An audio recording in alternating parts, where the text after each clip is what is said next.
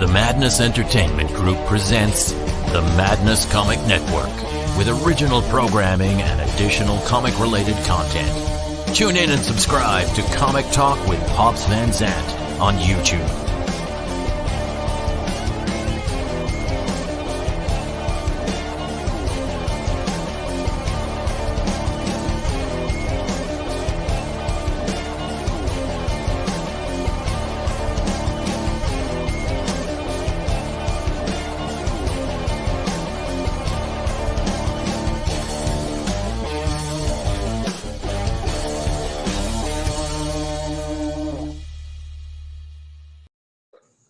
Yeah, motherfuckers! What's happening? Nah, sorry. Hey. All right. What's up, everybody? Welcome to another episode of the Ginge Pedro show. There he is. Thought I had Patches O'Houlihan with me today. Oh yeah, dude. I love that movie. All right. That's a great movie. If you can dodge a Panamanian, you can dodge a Mexican. I don't know. Exactly. Does it work like that? Panamanians are kind of overweight. They're really hard to toss. So Yeah. You need shorter, maybe Salvadorians. Okay, this is gonna get very racist, so we better stop. I better trust you about as far as I can throw you. Yeah, exactly. Okay. Anyway, so now that we've got and if you notice, actually, we've been having some casual racism at the start of each episode these last couple weeks. So that's good. And now that we got that out of the way, we have with us fellow animator, returning to the show even, David Otterby, a.k.a. PumSpak. Yeah. Just go ahead and bring him out. I was going to try to... Ooh, he's blurry. Right. Hey, hold on a second. Hey, yo. What's going on up there? Let me fix that. Sorry, boys. Oh, It's no, all right. Don't worry.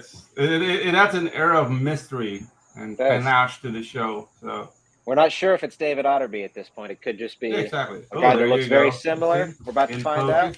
Yeah, Dang, how's that? It's Davey and friend. How was that? Good. That's much better, man. Yeah, very clear. I don't know what happened, man. Of course, leave it to me. I turned off the autofocus or something, and I went up there to press it, and nothing happened, and I just... It's live television, baby. Yeah. Yes, indeed. All righty. Yeah, man. Thanks for joining us today. Definitely appreciate that. Man, I really appreciate being here, you guys. You have no idea. Yeah, dude, it's awesome. You were one of our first guests. I think we were just episode 12. Episode 12, and dude, you're back. Like, people already know who you are, but maybe some people who are watching would like to get to know who's Davey and what does PumSpak mean. Yeah, for sure, man, for sure. I got some weird lights on in here. Is it bright enough? I could turn some overheads on. Can you guys even see me? I got we can see you, dude. It has a very 90s rave vibe. I like it. It's fitting with the alien poster in the background. You look like you're really about to drop something on us. All right, dude. All right. Sounds good. I'll leave it. Yeah, man. Stop, Ali. Hey, well, I just real quick, just to say it again, I missed you guys very much, and thank you for having me on that first time. And you have no idea, I'm so excited to be here again and kick it with y'all. Oh, dude, that's awesome, man. God bless you, sir. Thank you very much. Yeah, and you brought a friend along with you. We were talking about him a little bit behind the scenes, but tell us about this plant. This giant plant? Yeah, what is it really? Is it a fern? Are we talking vegetation? No, that's no fern.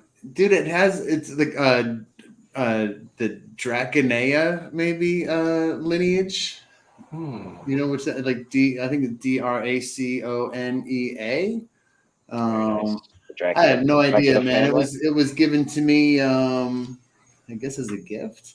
I had to move it in here. I had my brother couldn't take care of his cat anymore, so I took it home, and my cat fell in love with this thing and just started eating it every day. But it's looking good. I put it in a different room. Kind of had to separate the two. You know what I mean? Yeah. And now it's coming back. It used to be the whole thing was chewed up all around. But it's a big boy. It's like if Animal from the Muppets was a plant. Yeah, dude. I like it. It's awesome. I've been compared to Animal in my youth. I actually grew up playing drums and had just long hair and wore a silly hat and was always in my face. Nice, dude. Yeah, I had this teacher just called me Animal. Kind of a fun thing. Okay. So, Yeah, man. Thanks for joining us again today. What is the name PumSpak?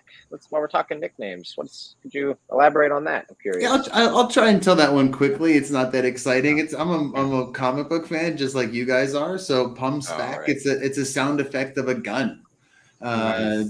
There's a gun that it was part of a specific villain and part of a specific storyline. It was like when Captain America was like, these are on the 315s, I think, of Captain America. He was dealing with the Serpent Society and all of them.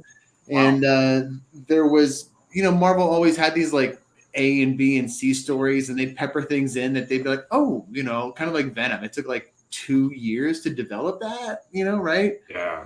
From the time we saw the costume and 298 or whatever it was, and I don't know, but I mean, even all the Secret Wars stuff, but things took a while, and they'd always do this, like they just show somebody, they'd just show somebody in the back of like a panel in one of the comics, like peek out and be like, oh, I'm gonna do something one day, who is that guy? So same thing with this gun. There was somebody was just like showing up randomly, killing members of like the Serpent Society and other lower tier villains.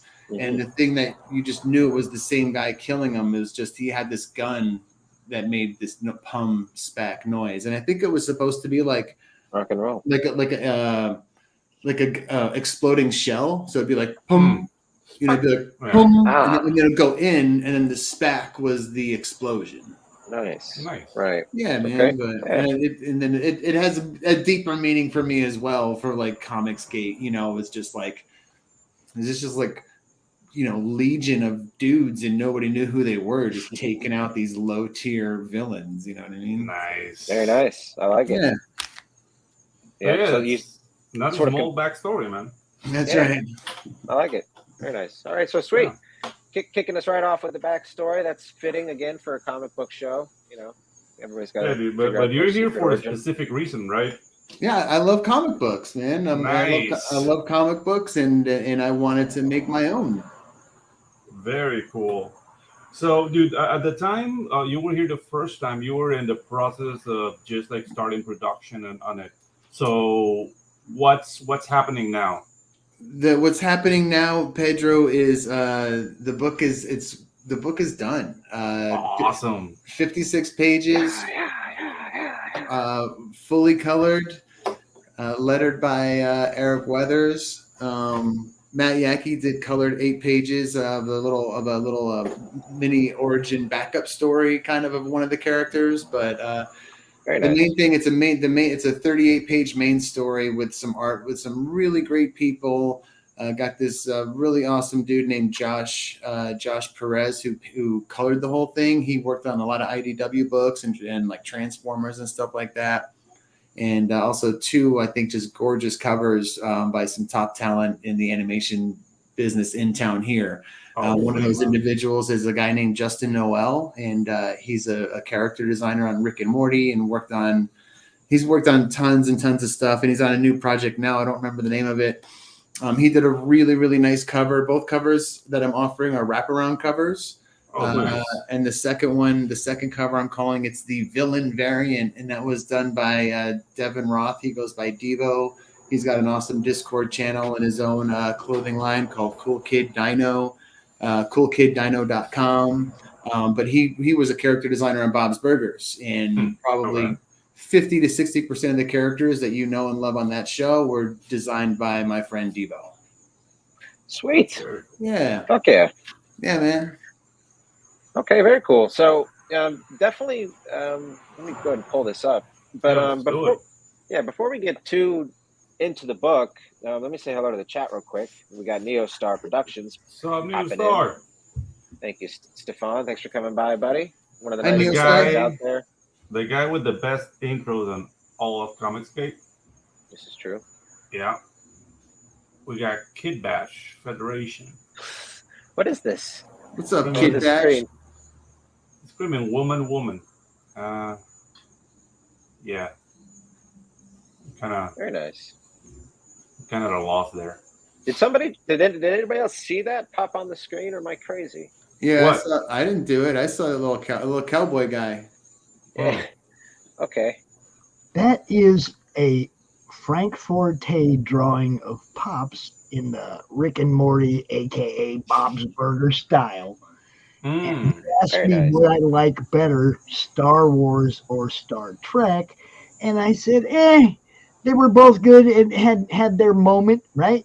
But so he gave me a blaster in one hand and a phaser in the other. For the record, Bob, right there. For the record, you almost gave me a heart attack. So please let me know when you're gonna do stuff like that. Yeah. You talked about Bob's Burgers. I figured you recognized the style, right? Yeah. That's all. All right. Nice, dude. All right. Very cool. Alrighty. So, Alrighty. Was that what was his name? Crim Crum? What did it say in his shirt? Yeah. Alrighty. Yeah. CromCon. CromCon. Yeah. Which is Pops's comics related. Forget what the O is. Madness. Anyways. So let's before we get too into the book, I am just sort of curious because I know we talked a little bit about your creative journey last time we spoke, but that's sort of typically what we do on the show. We like to get to know, we like to get to know people a little bit before we get into the book, and maybe without getting too into the weeds, I just was curious, what was your official or not even official, but you've worked on a lot of really interesting shows. How does one get to that point? You know what I mean? You probably had a lot of really interesting jobs along the way in terms of climbing the ladder. What's that? Well, how does one sort of achieve all that? It kind of never ends. It starts with just getting out here. If you want to be a part of this industry, it starts with just getting out here. It doesn't matter if you went to school or if you didn't do anything like that. And if you're passionate about this industry, you need to get out here because we want you out here. I worked in live action for probably 10 years first, and it started with me just posting, it started like me sending my resume to just Fox, the entity, the building, right. To the lot. I mean, hi, I have a lot. But I didn't get any traction until I went to this random film fan site forum section, and there was just people in Hollywood, and I posted, "Will work for free." And that works. Lo and behold, I started to get some responses, and I told the story the other night, I think on Joe's channel, which I was very thankful to be on as well. Thank you, Joe Sontag. Very nice. Back Reaper. I working for free. I ended up working on this horror movie called Never Die Alone. I think they changed it to Scream Bloody Murder.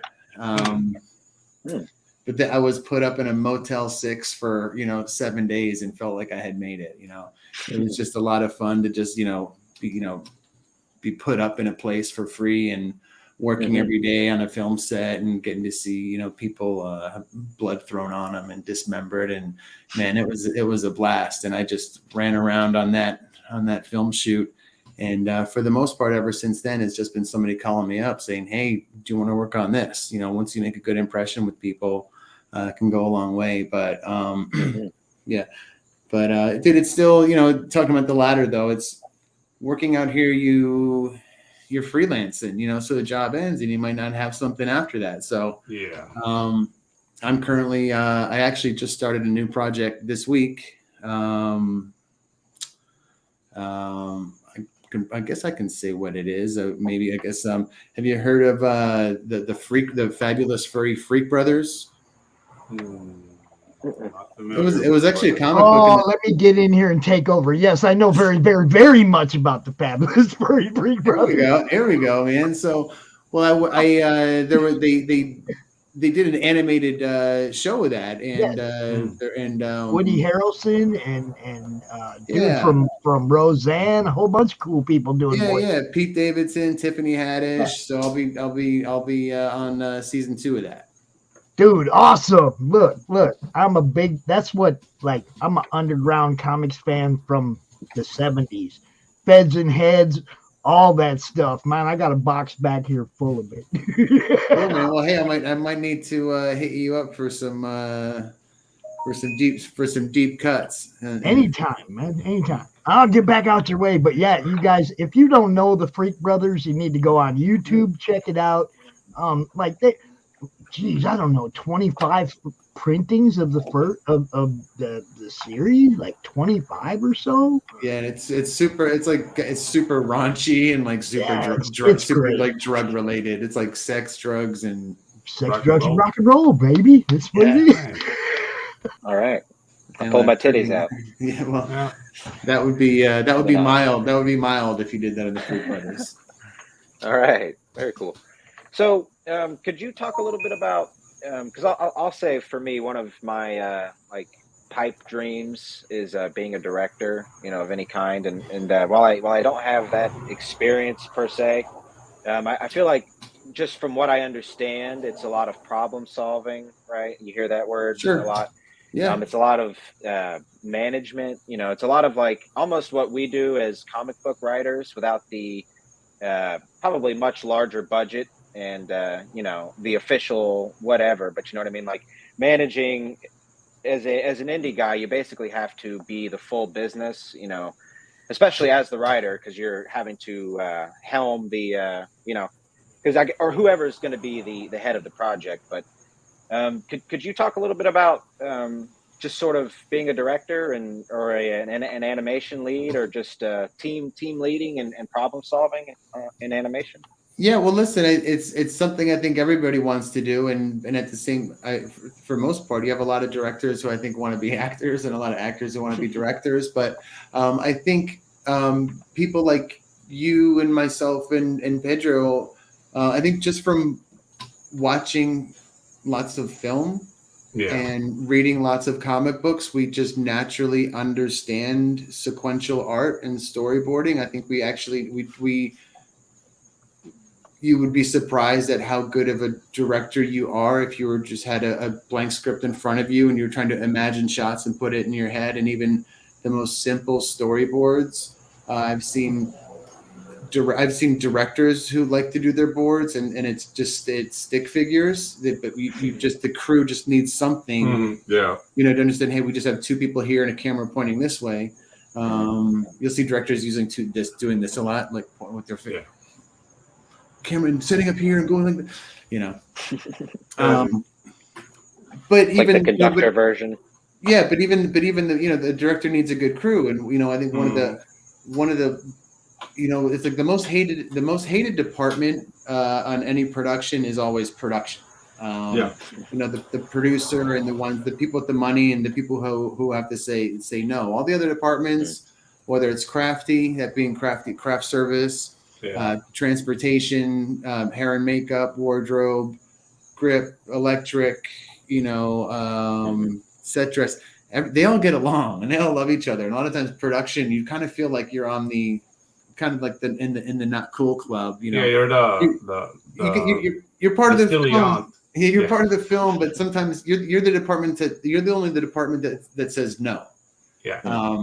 And then it can create conflict. But that being said, it's like the first AD is often like the most hated person on a film set, just because like it's almost like they're like a production person. The first AD doesn't get to do anything fun like a director does. And when I say first AD, an AD, it's like the assistant director. They are tasked with just like managing that set, and it is so hard to keep people quiet when you're rolling and lighting and this and that, and that's the first AD's job, is to just kind of really just be hustling and having that set just buckle down, and it's not an easy gig.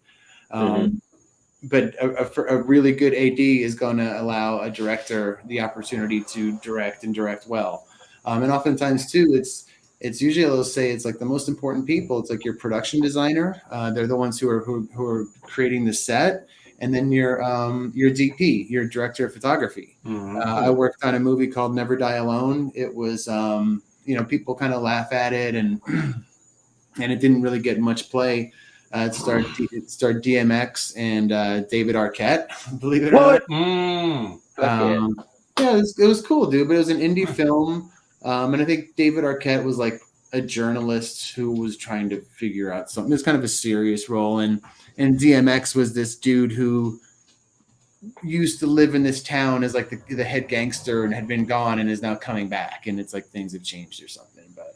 But what set us apart on that film though was we had the DP. His name is Matty LeBoutique, and he was coming off of like Requiem for a Dream, you know. So it was just like to have him was just a big deal, you know. Just so you have to, when you're shooting on film, you have to have the all the lighting, you know, right and everything. And yeah, dude, like I don't want to like compare names, but I mean I didn't met him working. He was like on vacation, but I met like Vittorio Storato in Panama. Mm-hmm. And dude, that guy is like the freaking god of like DP, man. Like yeah, for sure, man. Yeah, he was a big deal, you know. Yeah, dude. Like he uses like he was trying to explain to me in really broken English like how he uses like a light board when people are filming. Like he will like tell the director like set the pace of the actor so I can use light to enhance what they're saying. It's like what? Like who does that? That guy, like dude. Interesting. Yeah, so that was kind of, you know, a big deal. Yeah, dude. So when you meet people like that, they always blow you away, like with knowledge and like. And what's cool and just being around people that rubs off. So I'm not trying to say I'm this or that. I'm this is my comic book. It's the first thing that I've written. But you know, having opportunities. Yeah, I'm working on like seasons 3, especially season 3 of Rick and Morty. I spent a lot of time in kind of like when we would launch scripts, we would just be in the room with all the writers, sometimes Dan Harmon, and usually always Justin Roiland. Right, and to kind of see them, to see how willing they were to just cut things or to kind of compromise, it really made it just much easier for me to kind of do the same thing on my stuff. Because some of my stuff, I'll be like, oh, no way.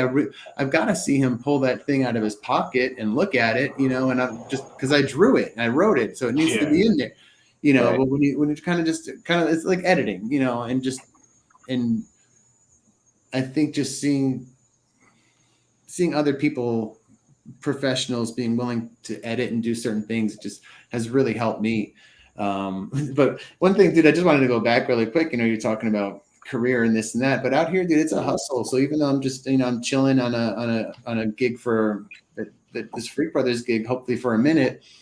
Dude, I was driving a van as the entry level, you know, as a transpo PA basically, on a reality show. It was a blast. I loved every minute of it. And it was a good rate, but I was doing 12-hour days, driving a van, taking crew back and forth to set.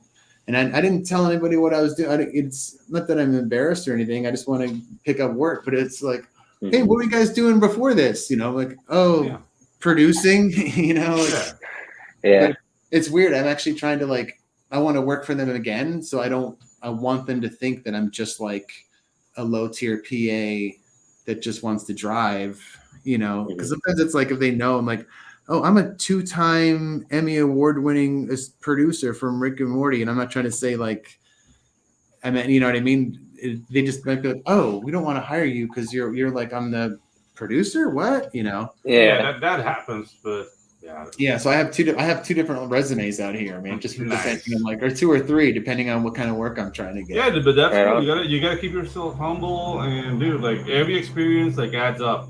Like maybe you'll get an idea for a driver, and dude, I had an awesome comic. Yeah, and I had more fun on this. What I'm saying, just as an entry level position, I had more fun doing this job than any gig that I've done in a while, dude. I drove to Malibu and I was all over the place. Had crew, you know, with me, and it was a lot of fun. Just you know, when you're out and about and just driving all over LA, you see and hear and bump into a lot of funny things. Yeah, sounds fun. Definitely sounds like a lot of fun. I know good stuff. I know. Yeah, I see that good stuff. He really likes those directors of photography, huh? Yes, he does. Cool. Who doesn't? Come on. To me, that's kind of crowded, but hey, to each his own. That's right. Two's company? Three's a crowd. Come on, Pedro. I guess that would make 3 though. So yeah, I guess there you go. And that's called the train around this part. Okay, let's get back on track. Okay. So I've had this segue just kind of lying in wait like a bear trap here. So I'm going to go ahead and spring this. So, Davey, it really sounds a lot like, to put together a production, it's a lot like sort of the sound of music in a way.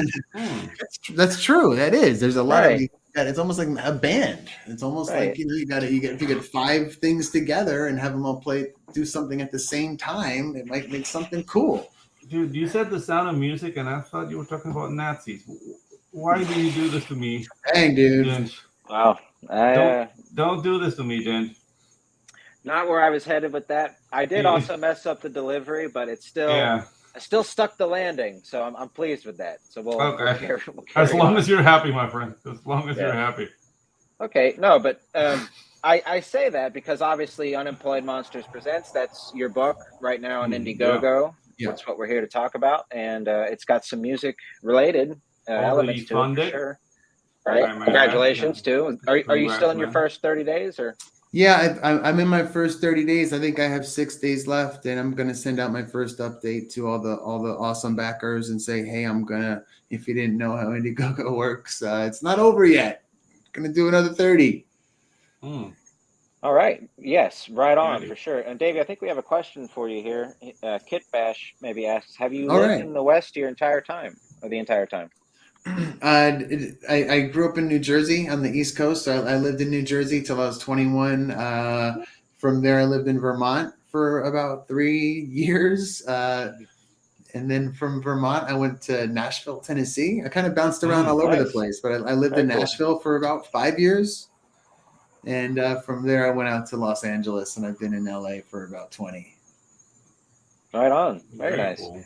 Yeah. So don't add all those numbers up because you'll know how old I am. But No, Nashville sounds like an interesting place. I've always wanted to visit. I also want to visit Austin, not because it's like a hipstery scene, but I'm a big fan of live music, and also there's a lot of stand-up comedy there.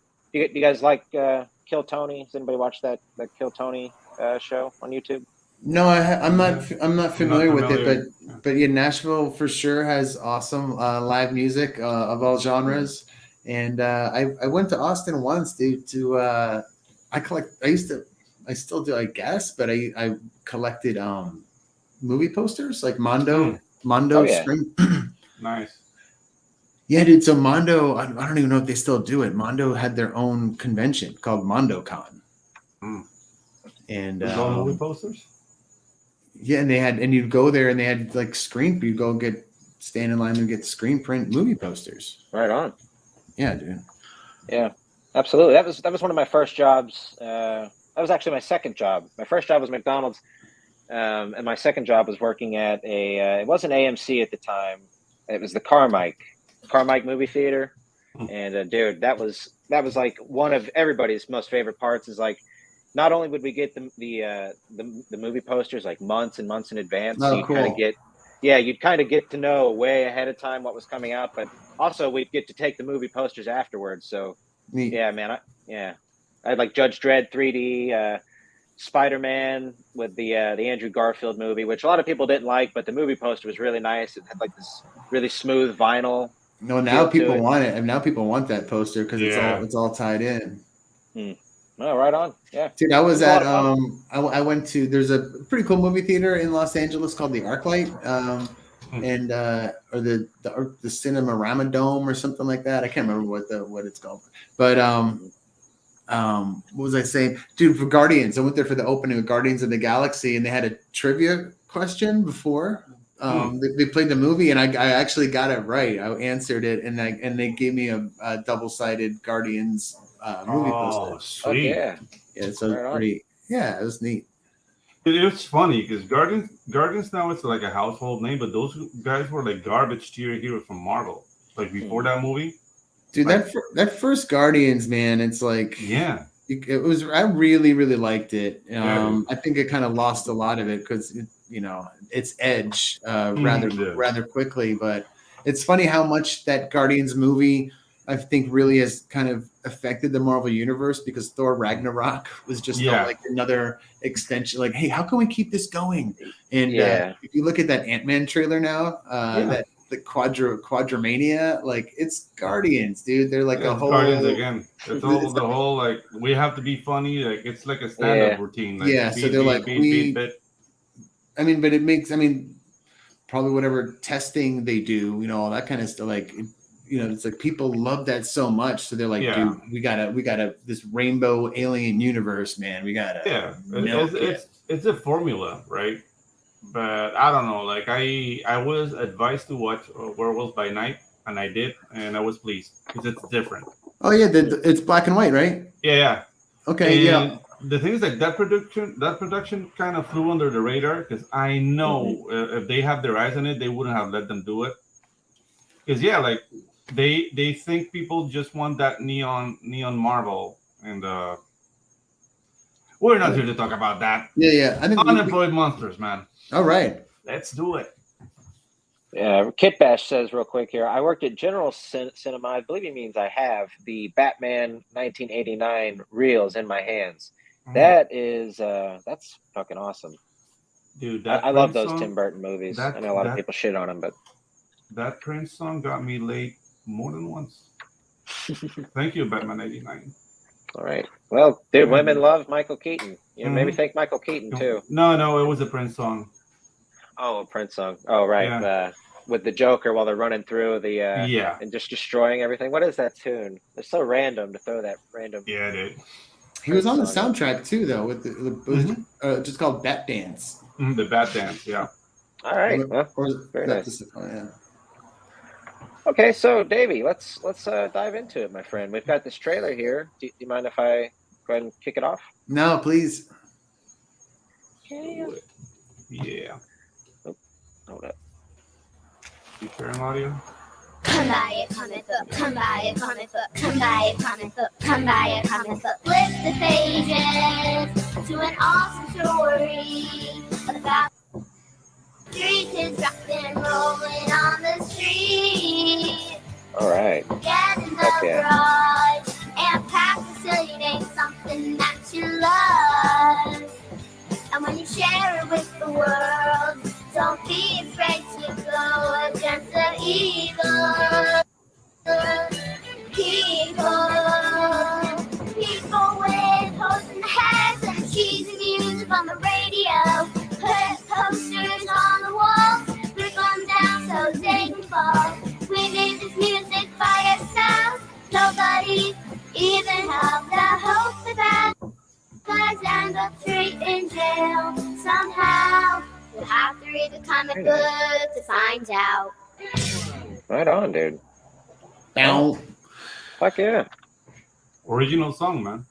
Yeah, OG. So that was recorded by at the time she was 9 years old, a little gal named Giada. I found her on Instagram through like my friend's little brother from high school type thing. But I was like, dang, dude, she's a little punk rocker, and I asked him if she was interested in helping me in recording a song, and she was excited to do it, and it turned out really good. But yeah, dude. I just gave her an idea. I'm like, this is the world, and I just one little Zoom meeting, and they came back with perfect lyrics. And I know her dad just tried to stay out of it. He said, hey, I just tried to guide her, and 9 years old. Sweet, dude. She's still playing, or what's up? Is she still playing, or Yeah. She's Giada and Miles on YouTube. I think not long ago she was trying real hard to get to 100 subscribers. But yeah, man, they've got a cool channel, dude. She's always making a like freaking really cool and funny and songs. Like they just did one about Halloween, I think. Oh, sweet. Yeah, honestly, all in all, that was an interesting trailer, aside even from the music, which was great. And also must have been a lot of fun just to have that come in, just to hear it completed. But you did a good job with showing the process work too here at the end. I thought was interesting. Did you put the whole trailer together yourself? No, I didn't actually. I didn't. My buddy Jake, who actually did all the pencils and inks on the main story, he did that. I put up a trailer like a week before. It's just like, hey, my comic book's coming out like next week. I did it on OpenShot, the free editing program. Mm-hmm. But man, my computer couldn't handle like the preview, so I was just kind of putting clips up blind, and then just doing a render, and like kind of came out. I'm happy with how it came out, actually. Yeah. But I mean, it sounds like a nightmare production, but it came out great. You Yeah. did like editing without being able to see previews, so you have to render to see what's happening. Well, actually, this one, my buddy Jake was able to. Oh, okay. Yeah, so he was able to do it, and I want to give a big thank you and shout out to Brett, Dying Days of Twitter. He was able to cut the whole trailer, but he like animated all those elements, everything except the guy who's like that dude. He gave me all those animated elements. He did all that for me in a very short time, and then we assembled it on our end with Giada's song, and he did the whole bouncing, which is it's so much work. I can't even imagine how much the whole bouncing head to the music he did. Yeah. That was Brett. That's honestly one of my favorite trailers I've seen thus far. And my boy down here right below me is the trailer man, so definitely stacks up. Yeah, that's you. Thank you very much, man. It's hard, it's my first time. It's my first time making a book, you guys. You know what I mean? So it's like I want to show. There's like more in the trailer than there is on the campaign page. So, but I hope people will check out both to get a feel. But there's a lot more to this world and this story than I think you just kind of see on the surface. I am doing a lot of world building in this first issue. It's hard just introducing people to a lot of characters and different things, but I think there's a lot of fun details and a lot of fun art.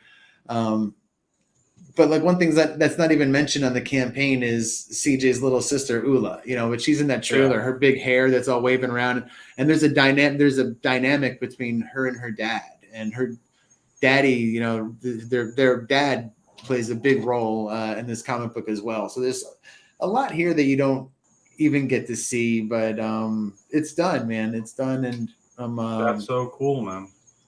Yeah, that's the definitely. thing. Like right now, like working mainstream is really hard to present like new IPs because it's always like let's remake. Like, dude, this is a brand new IP. Dude, the world building, as you say, like I'm very curious to where this is gonna go because, dude, the world looks lived in. You know what I mean? Oh, cool. Yeah. Cool. I appreciate that. I appreciate that. If you go a little bit down, like down, not up, down there. Yeah. For example, that alley scene, dude, is that like a D&D mimic, that trash can?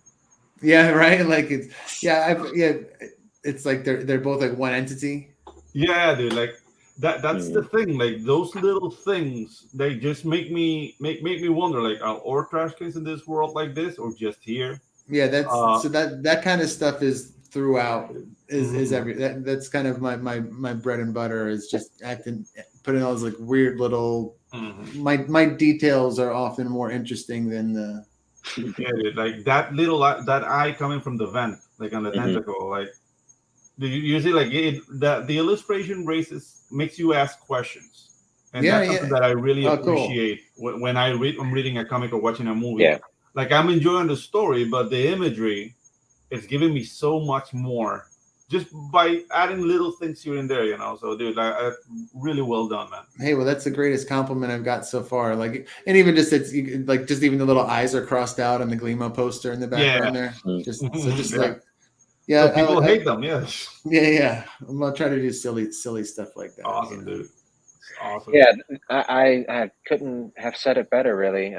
This whole page is just wonderful. Eric Weathers totally nailed the lettering. Looks beautiful. Looks exciting. The colors are interesting. The artist really nailed just making it feel alive. Probably due to some of that animation experience too. It just looks. Nothing looks stiff, you know what I mean? Everything looks. Oh, yeah, dude. And I'm trying to, I don't know, the pages that I put up. I'm trying to show that Gleemo exists. There's these kids. There's some bad guys, but you haven't seen anything yet. If you're slightly interested in any of these images, it's there's a lot of really fun stuff and some action, and it really, the excitement I feel like begins in issue 2 when I introduce but there's so much going on here. I think there's like 17 characters that I want you all to know and love in this first issue. Very nice. Well, we're definitely looking forward to getting to meet them. Let me ask you this. So are you, because I'm a writer, so I'm curious about your scripting process. How do you work with your artists? Do you give them a thoroughly detailed script, or did you like research comic book scripts before? Because you probably had some, a little more experience with screenplay scripts or television scripts or something like that. Yeah, I had a lot of experience reading those, but I never considered myself a writer. I'm just much more visual. So I initially planned on doing this entirely myself. So rather than kind of writing characters, it's kind of like I need to kind of put them in a room and then figure out how they'll get out, if that makes sense. But I kind of sometimes need to draw that out. So it's like, yeah, if there's a situation where the three of us were all in a room, like that Joker scene with the pool stick, or if there's only one hot dog on the floor and we all have to fight over it, I don't know that I can necessarily write that. It's like I would need to kind of draw us in a box in that room and then be like, oh, like he would dive for it, and then but he would push him out of the way, which would allow this guy in and kind of really see it. Okay. So I drew the whole thing first. And my plan was initially to kind of release it with my art, and I wrote it and drew it and colored it. And by the time I was ready to put it out there, and this is 2 years ago or so, I just looked at it and said, this doesn't look that good. Oh wow, dude! And it takes a lot of balls to admit that, though. Yeah, dude, that's the thing. Like it's a balls to move. Say, okay, I need help. You know what I mean? I had a lot of people say, "Hey, it looks great. You have your own style and this and that charm, blah blah blah." But I really felt like this is me putting something out into the world. So if I'm gonna put kind of this much time and effort into something, like let me instead of trying to roll a bowling ball and get a strike, let me get a bazooka cannon and fire it at the pins and make sure I get a strike. Yeah, go through the wall and hit the ice cream shop. Yeah, dude, I ain't missing. Kill a bunch of kids along the way. That's okay. They enjoyed it while they lasted. Hey, they felt like they were flying, right? Yeah, exactly. Yeah. So in this situation, but when it came down to the writing, I had almost like multiple lines of editing happen, which it was very beneficial. So it took I don't want to take anything away from Jake Kazakos. He did all of the pencils and inks on this, the main story. He took this book to a level that I never expected it to go. But I took a lot of the guesswork out of it. I was able to give him my entire PDF, and so he could see what I wanted. He could see the world that I wanted and created, and he could just kind of redo what I did. Love it. Yeah, and 100%. And before even that happened, I took all of my characters, like my 15 to 17 characters I just told you about. I took those characters and I gave them to Justin Noel from Rick and Morty, and he more than plussed them, dude. You know what I mean? Like he made them functional. He added the proper anatomy underneath, what I was trying to do. So with all those super tight designs and my huge PDF and layout, I was able to kind of give that to Jake and just sit back. And we got to the point where it was just like, he was initially sending me like, oh, how does these thumbs look? And after like 5 things, I was like, dude, I don't need to see this anymore. You can just wing it there. So he kind of was able to kind of go more straight to final, whatever. For the most part, and then also too, he was kind of my first line of editing, or, by that point it should have been like third already, but he was in there kind of sometimes being like, I don't understand, this. I'm like, dude, that's oh, so cool. important. So just to have him there was able to take out some of those questions that I thought were just easily, it was on the page. And then there are other moments where it was just like, oh, dude, like, for whatever reason, this took me 3 pages to get this person from here to there. We can condense this. So rather than just releasing something, I really had time to kind of to do all that. Yeah. And then when it was all done, I had a friend just help me with the script again. And then before I gave my script to Eric Weathers, he just got my script to a better place, a much better place. Very cool.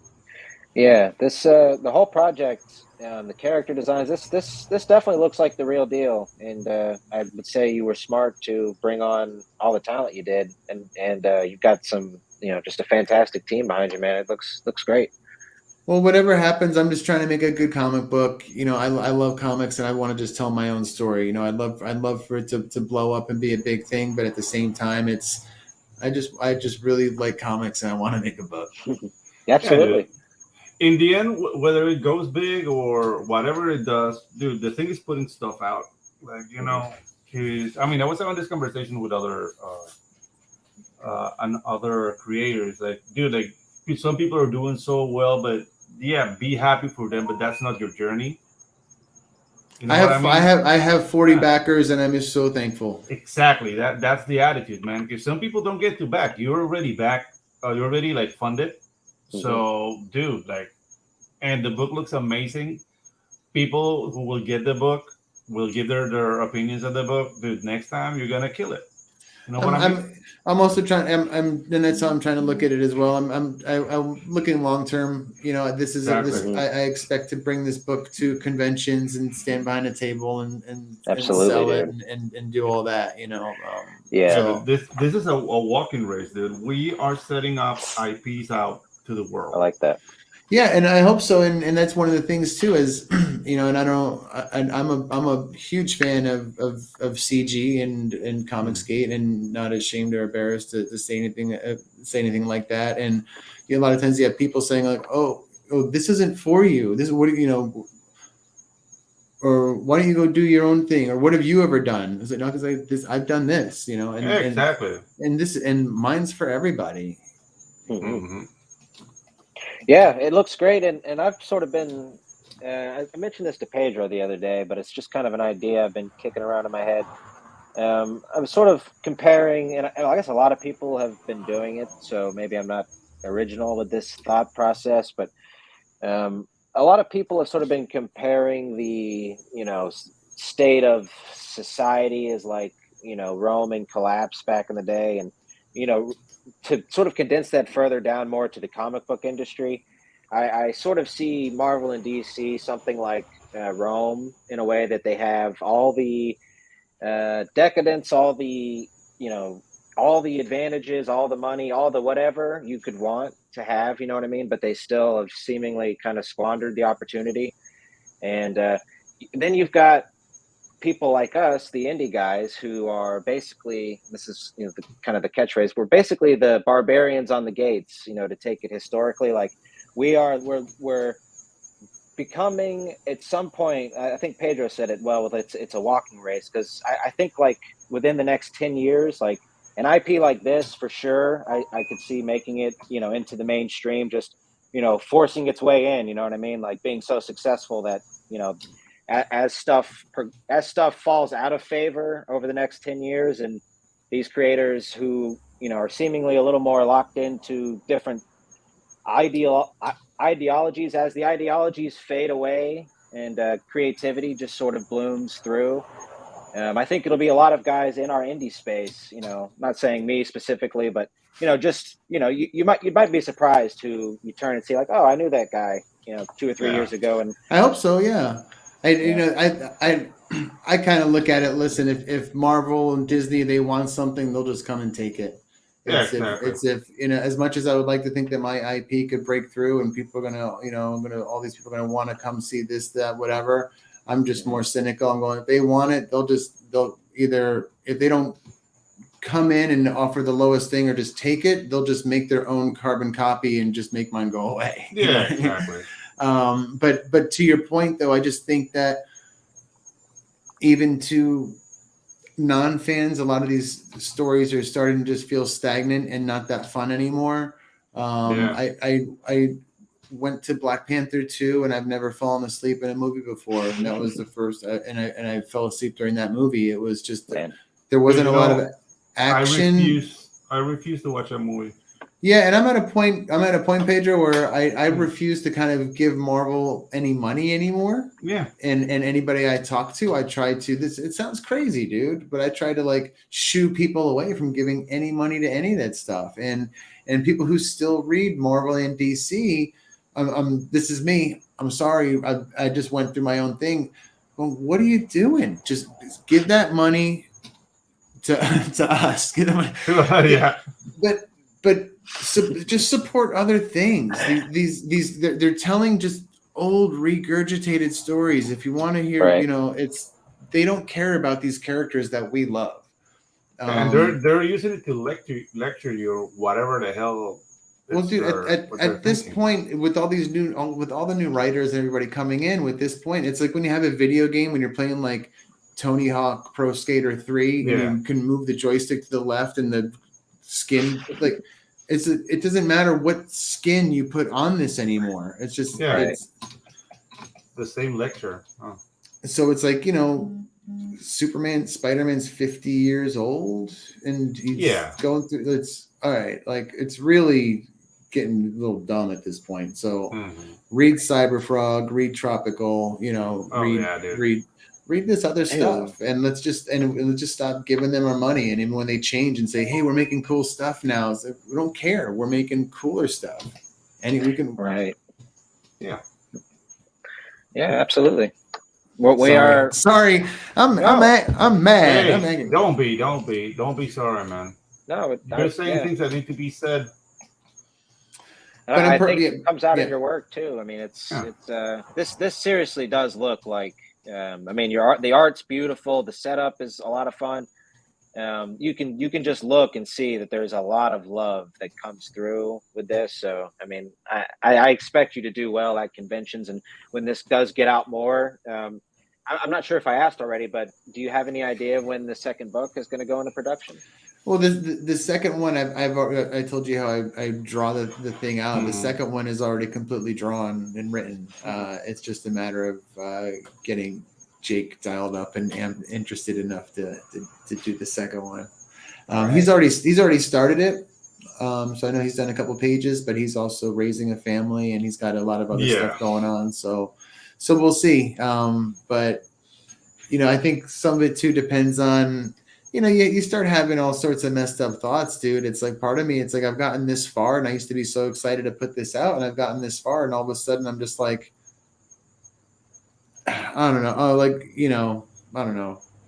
Nobody's gonna like it. Should I even put this thing out? And I'm like, nah, dude, you got it. So I'm really sticking with it. But it's weird. I've never had those kind of thoughts before.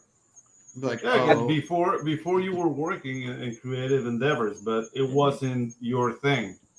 Now this is you. Obviously, there's going to be some apprehension, some self-doubt. That's normal. But dude, you just have to rear naked choke that voice in your head. Yeah. So with the second one, it's like part of me is already like, man, if people don't like the first one at all, I guess there's not really any point in doing the second one, but. I think that the second one, is really where the fun really starts to happen, and man, if I can do it, I'm so excited to do it. Dude, I can talk for the story because I haven't read the book yet, but just on the point that your characters are so unique, so marketable, and so recognizable. Like, dude, people are gonna enjoy that. At least they're gonna enjoy that. And dude, like what you've told me so far about the story, you'll be fine. You'll be fine, man. Like, yeah, obviously, we're not here to be loved by everyone. So more than likely, somebody's not gonna like it. And yeah, hey. And it's an all ages book though, so I'm really want to see what the 5-year-olds think of it. Yeah, exactly. Yeah. Honestly, it just sounds like some mid-campaign burnout, which is pretty common. I was even reading about that today. Like another creator posted that online, experiencing it, which it does happen. And you are technically in the middle of your campaign if you extended another 60 days or another 30 days. I mean, so it's natural, I think, just to be a little tired. Yeah, well, I also and also like I feel like I'm not doing enough because I was getting the book out was really hard, and then now you have everybody saying, well, now you got to paddle, Yeah, right. Exactly. And I guess I'll start YouTubing, I don't know. Yeah. But it's like, I don't know what to do, man. But I'm actually doing like, I'm trying to just do the grassroots thing, is hang out with you guys, hang out in the chat, try and get anybody, to check it out and give it a chance. But I've also, I'm like, I printed up a bunch of like little business cards that has all this information on it. So I'm just going down the street, hanging out at the bars and just like handing them out. Nice. People all over. Anytime I like it. I play a lot of slow pitch softball. I'm on like 5 softball teams here in LA. Very nice. And the team, there's the team that beat us last night. They're all in the parking lot. Like, yeah, I'm like, hey guys, I'm trying to make a comic book. I'm like, right on, dude. You guys just kicked their butt, but dude, but that's the spirit, man. Like every situation is an opportunity. You are here for your IP, dude. So well, dude, that's what's funny, dude. There's this on Sundays. There's this one guy who's just always jawing and like giving like people a hard time. And one time he even came into the dugout and was giving me a hard time. Mm-hmm. And at the time I was like, dude, shut the up, bro. Now I'm like, it's a potential customer, dude. Exactly. Like, I'm like, I want his money. I'm gonna be nice to him and just be like, hi, sir. I'm sorry.